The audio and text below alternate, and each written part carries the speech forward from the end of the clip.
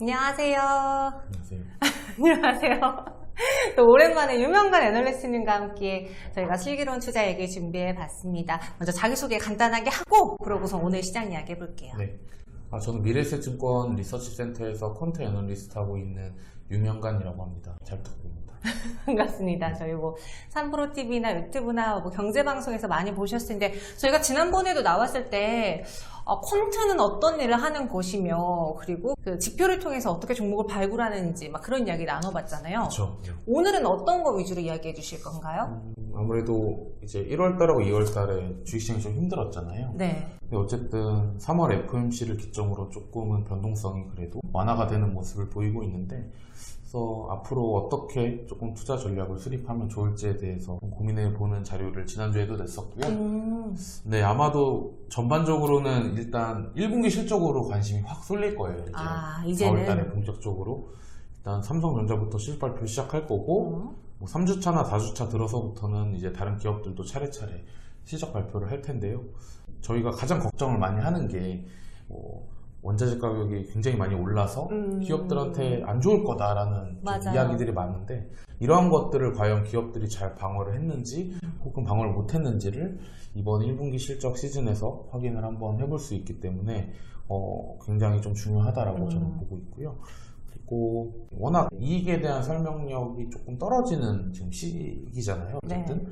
왜냐하면은 보통 이렇게 매크로 이슈가 시장을 지배하고 있으면은 바텀업에서 나오는 이런 좋은 콜들이 잘 먹히지 않는 국면이 있어요. 그럴 것 그게 같아요. 대표적으로 올해 1분기 시장에 대한 흐름이었고요. 그래서 이럴 때에는 항상 수급이라는 지표를 좀 보조적으로 활용하는 그런 방법이 그래도 수익률을 지키는 데 도움이 될 수 있을 것 같아서 그런 부분들 좀 말씀드리려고 합니다. 그러면 저 1편에서는 실적 위주로 네. 이야기해보고 2편에서 수급 네. 이야기를 해볼게요. 먼저 저는 개인적으로 궁금한 게 요즘 시장에 물론 우리가 미 증시를 똑같이 따라하는 그런 성격의 시장은 아니었지만 최근 들어 유럽 증시, 미 증시가 급등했는데 우리는 보합에서 막 길 때도 있고 혹은 해외 증시가 급락했는데 우리 증시는 상대적으로 방한 그럴 때도 있고 왜 자꾸 이렇게 따로 노는 걸까요? 일단 미국 시장은 일단 밤에 열리잖아요. 네. 한국 시장이 또 영향을 많이 주는 시장이 중국 시장입니다. 그래서 10시에 딱 중국 시장이 개장하게 되면은 중국 시장 흐름에 따라서 이제 미국이 안 좋았는데 네. 갑자기 중국이 좋아지게 되면 또 관련 섹터나 기업들의 성과가 갑자기 좋아지는 그런 모습들이 많이 연출이 되고 있고요. 네. 일단 전체적으로 미국이든 중국이든 한국이든 다 주가가 한번 내려온 상태이기 때문에 동행성이 크게 지금 나타난다라고 보기엔 좀 어려운 것 같아요. 그리고 최근에는 그러니까 어제 같은 경우, 그러니까 오늘이 이제 3월 31일 기준인데요. 네. 어제 미국장이 그렇게 안 좋았는데 오늘 사실 2차 전지도 굉장히 좋았고 맞아요. 그러한 모습들을 보였잖아요. 근데 사실 분기 말이라서 이제 윈도우 드레싱 효과가 조금 있었을 것 같은데 제 생각에는 그럼에도 불구하고 한국 증시가 그래도 좀 괜찮았었던 거는 요새는 막 야간 선물이라 그래서 저희 장에 열리는 미국 선물. 이런 것들이 다 반영이 돼요. 그러니까 흔히 말하는 선반영이라고 볼 수가 있는데 어제 장중에 미국 선물이 좀 안 좋았거든요. 네. 그래서 그런 부분들이 좀 미리미리 반영이 됐기 때문에 하루의 시차를 두고 뭔가 방향성을 가지고 매매를 하시는 거는 오히려 지금 좀 위험하지 않을까라고 보고 있어요. 그럼 이번에 이제 1분기 실적 시즌을 통해서 우리가 확인할 종목들이 꽤 많을 텐데 저도 방송하면서 요즘 많이 했던 게 과연 얘네가 그 올라온 원자재 가격을 판매가에 정각을 할 수 있느냐 없느냐에 따라서 희비가 굉장히 갈릴 거다라고 하더라고요. 그럼 대표적으로 우리가 볼 수 있는 좀 희비가 갈릴 만한 업종으로 뭘 구분해 볼까요? 일단 거의 대부분의 분들께서 되게 편하게 얘기하세요. 인플레이션 국면에서는 판가를 정가시킬 수 있는 화학 섹터가 좋다. 근데 이거는 되게 너무 책에 나온 내용이죠, 사실. 너무 원론적이에요? 그렇죠. 왜냐면 한국 화학 업체들은 보통 원재료를 사와서 정제를 한 다음에 다시 파는 그런 업체들이 많은데요. 근데 이제 원재료 가격이 많이 올라서 사실 이 판가를 어느 정도 올려도 이 스프레드가 더 안 좋아지는 경우가 훨씬 더 있습니다. 그래서 퀀트 분석이나 매크로 쪽에서 많이 하는 분석이 과거에 물가가 상승했었던 국면에 어떤 업종의 성과가 좋았고 실적이 좋았는지에 대해서 분석을 많이 하는데요. 그 당시에 물가가 이제 2005년에서 2007년 이 사이클에서는 굉장히 경기가 좋아지면서 물가가 상승했었던 사이클이기 때문에 크게 문제가 없었어요. 근데 지금은 경기 침체라는 단어까지 나오고 있는 상황이기 때문에 네. 사실 지금 인플레이션은 기업 실적에 안 좋은 나쁜 인플레이션이라고 저는 평가를 하고 있습니다. 네, 그래서 그럴 만한 섹터를 찾는 작업은 1분기가 아니라요. 저는 3분기나 4분기 넘어가서 해도 될 것 같아요. 지금 급하게 좀 원재료가가 올랐기 때문에. 근데 뭐 한편으로는 뭐 미리 기업들이 사실 재고를 좀 쌓아둔 경우도 있기 때문에 원재료에 대한 재고를 1분기 실적에는 뭐 그런 부분들이 좀 안 좋게 반영될 가능성은 좀 낮을 수도 있는데 우리가 생각했던 것보다. 이게 점점 사실 물가 상승률이 계속 높은 상태를 유지하게 되면은 네. 2분기나 3분기에 가서도 좀 불편할 수도 있어요, 실적. 네. 그래서 전반적으로 지금의 물가 상승은 저는 기업 실적이 안 좋을 거다라고 생각을 했습니다. 그럼 이번에 1분기 이제 실적 풍문을 열게 될 삼성전자, LG전자 이런 IT 반도체 이쪽은요. 최근 이 원자재가 상승으로 인해서 큰 뭔가 변화가 있는 업종인가요? 아니면 얘네는 그냥 좀 믿고 봐도 괜찮은 업종일까요? 우선 이제 삼성전자 같은 경우에는 보통 이제 YOY 실적, 그러니까 전년 동기 대비가 아니라 전분기 대비로 많이 보는데요.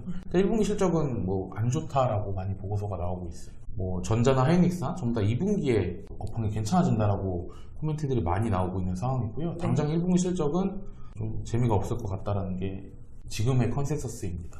그리고 이제 뭐 외사랑 한국 애널리스트 분들하고 의견이 좀 갈리더라고요. 최근 반도체 부분. 그래요? 네, 한국은 좀 좋게 보세요. 다 2분기에 뭐 낸드 가격도 상향 전환될 거고 메모리, 그러니까 디램 쪽도 뭐 공급 부족 계속 나오면서 생각보다 괜찮을 거다라고 전망을 하는 한국 보고서들은 많은데요. 외사 쪽은 여전히 좀 부정적으로 보는 의견들이 있는 것 같습니다. 의견이 좀 갈리고 있는 상황입니다.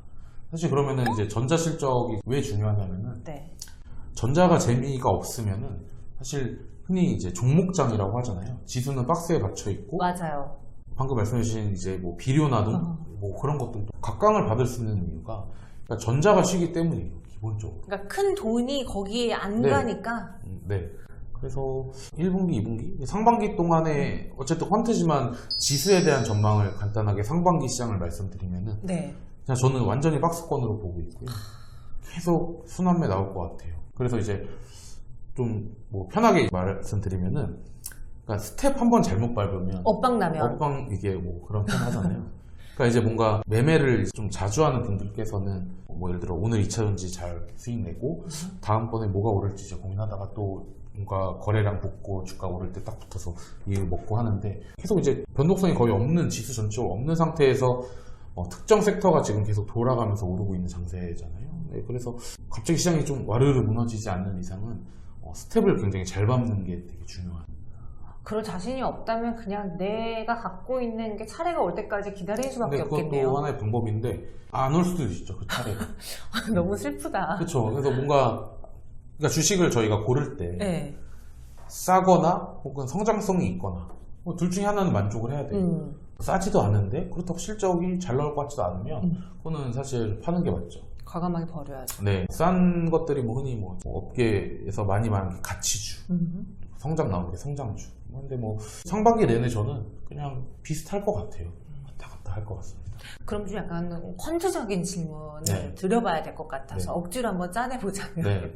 이제 LG엔솔이 나오고 시총 상위에 등록이 되고 여러 가지 지수에 편입이 됐잖아요. 근데 네. 우린 사실 그 지수 편입되기 이전에 큰 손들이 돈을 뺄 거다. 왜냐면 LG엔솔에 투자하기 위해서 뺄 거다 하면서 그에 미치는 영향에 대해서 굉장히 많이 준비를 해봤는데 실제 예측한 것처럼 LG엔솔이 지수에 편입되고 나서 그 이후의 흐름은 어땠는지 좀 그런 것도 알 수 있을까요? 일단 LG 에너지솔루션 같은 경우는 좀 운이 없었던 게 뭐 주가가 좀 탄력적으로 올라야 하는 구간에 네. 그냥 매크로가 굉장히 안 좋아지는 환경이었어요. 맞아, 시장 전체가. 네, 그래서 운이 좀 없었다라고 좀 평가를 하고 있어서 사실 패시브 이벤트들은 끝났다라고 보는 게 맞아요. 지금 아예 이제 기업이 본인들이 이제 시장에 말하는 대로 성장을 잘 해나갈 건지는 좀 지켜봐야 될 것 같고요, 개인적으로. 근데 상대적으로 좀 비싸다라는 게 흠이죠.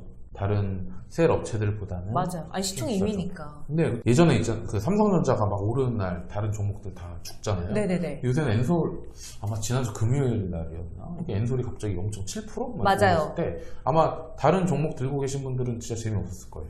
그만큼 이제 저희는 항상 전자, 하이닉스 그리고 엔솔까지 좀 움직이는 걸 잘 봐야죠. 그러니까 엔솔이 말씀하신 대로 딱 평가 제대로 받고 주가가 세게 오르는 국면을 맞이하면은 다른 주식들은 또 쉴 거예요.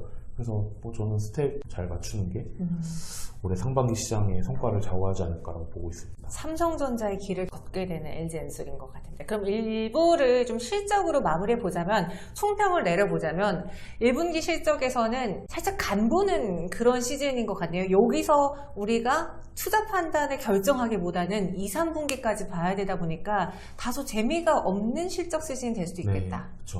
저는 1분기가 이제 전년 동기, 그러니까 작년 1분기랑 비교해서 한 4% 정도 지금 증가할 것으로 예상되고 있거든요. 네. 그러니까 이익이 성장이 안 나오는 분기예요. 근데 2분기도 마찬가지고요. 3분기도 마찬가지예요. 근데 사실 매일매일 혹은 매주 막 여러 가지 이벤트들이 있지만 지수랑 진짜 장기적으로 봤을 때 어닝이 개선되는 해에는 주가가 결국엔 올라와 있고요. 어닝이 정체되어 있는 해에는 또 지수가 이렇게 박스권을 유지합니다. 그러니까 이제 사실 올해 1, 2, 3분기까지 이익 증가율에 대한 기대가 굉장히 낮기 때문에 지수를 사실 그냥 박스로 보는 게 좀 합리적인 좀 추정인 거죠. 네. 근데 오히려 이런 장에서는 종목들이 되게 돋보일 수가 있어요. 네. 네. 시장 전체적으로 어닝이 좀 안 나오니까 그럼에도 불구하고 이익이 좀 명백하게 나오는 게 확인이 되면은 주가가 좋을 수가 있죠. 대표적으로 이제 대덕전자, 뭐 심텍, 기판. 이스페타, 기판이 정말 이제 좋은 이익 성장에 대한 기대가 높기 때문에 네, 조금 더 이제 제가 테크 애널리스트는 아니지만 네. 퀀트 관점에서 봤을 때 테크 내에서는 크게 이제 세 가지 정도로 나뉘는 것 같아요. 비싼데 좀 성장성이 이제 압도적인 섹터. 네. 그러니까 저는 2차전지를 테크로 보긴 하거든요. 2차전지가 있을 거고 좀 싼 기업들, 삼성전기나 뭐 이렇게 좀 밸류에이션이 매력적인 좀 뭐 삼성전자도 포함이 되겠죠. 싼 만큼 그리고 저평가. 중간에 밸류에이션도 좋고 네. 성장성도 좋은 군이 있어요. 그게 기판이거든요. 올해 기판. 근데 보통 한국 시장에서는 이익 증가율 뭐 30%인데 PER이 10배 미만이다. 굉장히 이론적으로 좋아 보이는 주식들의 성과는 장기적으로 좋진 않았어요. 네, 이미 주가에 반영되어 있을 가능성이 높기 때문에 그렇네요. 그 네. 정도의 막 진짜 싸고 성장성 나오는 기업들은 이미 주가가 반영이 근데 이제 올해 앞에서 제가 뭐 성장주냐 가치주냐 크게 의미가 없다라는 그런 생각부터 출발을 하게 되는 거거든요. 유동성이 막 넘쳐나면은 밸류에이션 안 봅니다, 사람들이. 네. 맞아요. 네, 더 비싼 거 사려고 하는 어. 그런 특성이 있어요. 근데 이제 유동성이 막 줄어들고 금리가 오르게 되면은 싼 것들을 좀 찾았는데 지금은 금리는 오르지만 네. 경기는 안 좋기 때문에 또 성장에 대해서 사람들이 또 프리미엄을 의아해하고, 반영해요. 네. 그러니까 둘 다 갖춘 기업들이 좋다. 여기 이제 1월달에 제가 PEG 레이쇼를 활용한 뭐 전략이라고 자료를 썼어요. 1월달 전략이에요, 그게. 그래서 그런 기업군에 속한 게 딱 기판입니다. 기판이다. 네. 그래서 기판이 나홀로 혼자 이 시장 안에서도 좀 그렇죠, 버텼던 거죠. 상승했군요. 근데 이제 또 매크로 이슈가 확 죽잖아요. 그럼 기판은 또 쉴 거예요. 그럴 수 제가 말씀드렸잖아요. 이게 이론적으로 좋아 보이는 주식들이 네. 안 가는 국면들은 리스크가 딱 완화됐을 때 최근 흐름은 약간 오늘 같은 경우는 2차전지 같은 거 보면은 조금 그래도 사람들이 매크로에 대해서 걱정을 좀 덜어낸 게 아닌가라고 생각을 하는데 아마 다음 고비는 5월달 FOMC가 될 거다. 4월 달에는 시장 전체적으로는 재미가 없기 때문에 실적 증가율이 낮아서 박스권을 좀 유지할 것으로 보고 있고요. 종목들이나 특정 업종에 돈이 딱 쏠리는 것들이 확인이 되면은 그런 쪽으로 집중하시는 게 좋죠. 확실히 1편에서는 실적으로 봤을 때 우리가 무엇을 중점적으로 봐야 될지 알 수 있었고 또 중간중간에 좀 퀀트적인 입장을 해주셨잖아요. 저는 그게 좀 약간 멋있더라고요. 제가 퀀트적인 뭔가 최대한 편하게 얘기하려고 퀀트 끼를 좀 빼고 싹 빼고 얘기하는 근데 퀀트끼 있는 게 뭔가 좀 멋있어 보이는데 2부에서는 조금 더 그 끼를 살려서 수급으로 네, 그 얘기도 좀 말씀드릴 거고요. 네. 근데 한 가지 놓친 부분이 그러니까 1분기 실적에 대해서만 말씀드렸잖아요. 네. 올해 연간 실적 같은 경우에 대해서 지금 21년하고 22년도의 실적이 대략 한 10% 정도 늘어날 것으로 지금 시장에서 추정을 하고 있어요. 그러니까 작년에 한 200조 원 정도 영업이익 기록했으면은 네. 올해는 한 220조 원 정도 컨센이 잡혀 있는데 결론적으로 저는 한 200조 원까지는 좀 눈높이를 낮춰야 된다는 게 생각이에요. 예상보다는. 네. 왜냐면은 원자재 가격 오르는 부분들 때문에 뭐 자료에서 조금 더 자세하게 확인해 주실 수가 있을 것 같은데 글로벌 국가에서 한국 증시가 뭐 좋은 점도 있지만 안 좋은 점을 하나 꼽자면은 이 원재료 비용이 굉장히 많이 들어가는 기업들이 많아요. 매출을 100억 정도 일으키면은 네. 대략 한 80억 정도가 다 매출 원가라고 보시면 돼요. 영업이익이 적네요. 그렇죠. 그러면 지금 같은 물가 상승률에 대해서 저희가 걱정하고 있는 국면을 맞이하게 되면은 실적에 대한 변동성이 커질 수밖에 없는 거죠. 거의 다 원재료비로 써버리게 되니까 올해 실적을 바라봤을 때 대략 뭐 220조 원에서 한 200조 원까지 눈높이를 낮춰야 하는 이유는 작년에 이제 기업들의 매출 원가율이 한 78.5%까지 내려왔거든요. 네. 그러니까 100억을 매출을 일으켰으면은 78억 정도가 이제 비용이었는데 매출 원가. 근데 올해 같은 경우에는 78보다는 훨씬 더 올라올 예정이다. 그래서 기업들의 영업이익률도 좀 하향 조정을 많이 해야 될 거고요. 이익 성장을 올해는 크게 기대할 수는 없다. 네, 이렇게 연간 실적에 대해서도 좀 코멘트를 드릴 필요가 있을 것 같아서. 네.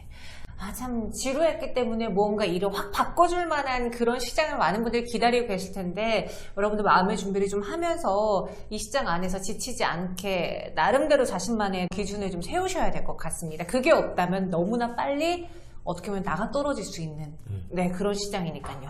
일부에서는 이렇게 실적에 대해서 솔직하게, 좀 속상하지만 솔직하게 이야기 나눠봤고요. 이 편에서는 또 수급으로 볼 수 있는 것들 무엇이 있는지 전해드릴게요. 조금만 기다려주세요.